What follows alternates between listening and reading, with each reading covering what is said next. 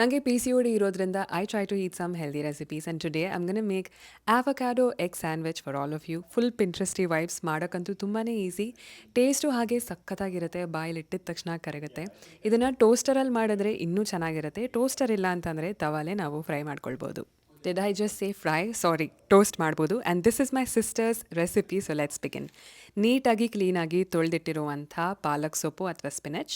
ಇದಕ್ಕೆ ಯಾವ ವೆಜಿಟೇಬಲ್ಸ್ ಆದರೂ ಯೂಸ್ ಮಾಡಿ. ನಾನು ಕುಕುಂಬರ್, ಆನಿಯನ್, ಟೊಮೇಟೊ ಹಾಗೂ ಆಲುಪಿನೋಸ್ ಯೂಸ್ ಮಾಡ್ತಾ ಇದ್ದೀನಿ. And main ingredient avocado. ಇದರ ಜೊತೆಗೆ we also going to add some boiled eggs. If not, ನೀವು ಆಮ್ಲೆಟ್ ಕೂಡ ಹಾಕ್ಕೊಳ್ಬೋದು.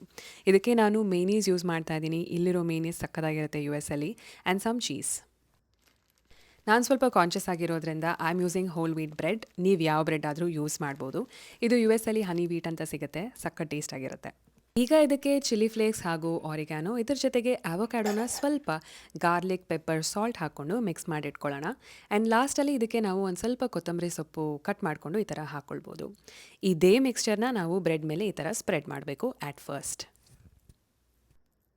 ಬೇಸಿಕ್ಲಿ ಫಸ್ಟು ಸ್ಪಿನಚ್ ಇಟ್ಬಿಟ್ಟು ಇದನ್ನೆಲ್ಲ ಇಡಬೇಕಾಗಿತ್ತು and we forgot. So you can put your onions, tomato, ಮೊಟ್ಟೆ, ಕುಕುಂಬರ್, ಎವ್ರಿಥಿಂಗ್. ಆ್ಯಂಡ್ ಈ ಕಡೆ ನಾನು ಮೇನೀಸ್ ಸ್ಪ್ರೆಡ್ ಮಾಡಿಟ್ಕೊಂಡಿದ್ದೀನಿ. ಅದ್ರ ಮೇಲೆ ಸ್ಪಿನಚ್ ಇಟ್ಬಿಟ್ಟು we are just gonna fold it later on. So ಇದಕ್ಕೆ ಇದ್ರ ಮೇಲೆ ಎಲ್ಲ ಟಾಪಿಂಗ್ಸು ಮಾಡ್ಕೊಳ್ಳಿ.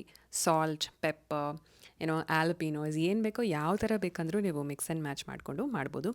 ಲಾಸ್ಟಲ್ಲಿ ಚೀಸ್ ಮಿಸ್ ಮಾಡಬೇಡಿ. Just in case you don't have cheese, you can still ignore it. ಈ ಥರ ಕ್ಲೀನಾಗಿ ಪ್ರೀತಿಯಿಂದ ಅಡುಗೆ ಮಾಡಬೇಕು.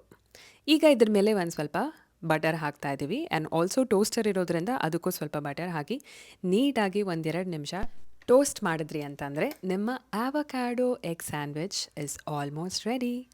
ನೋಡಿ ಎಷ್ಟು ಬ್ಯೂಟಿಫುಲ್ ಆಗಿ ಕಾಣುತ್ತೆ.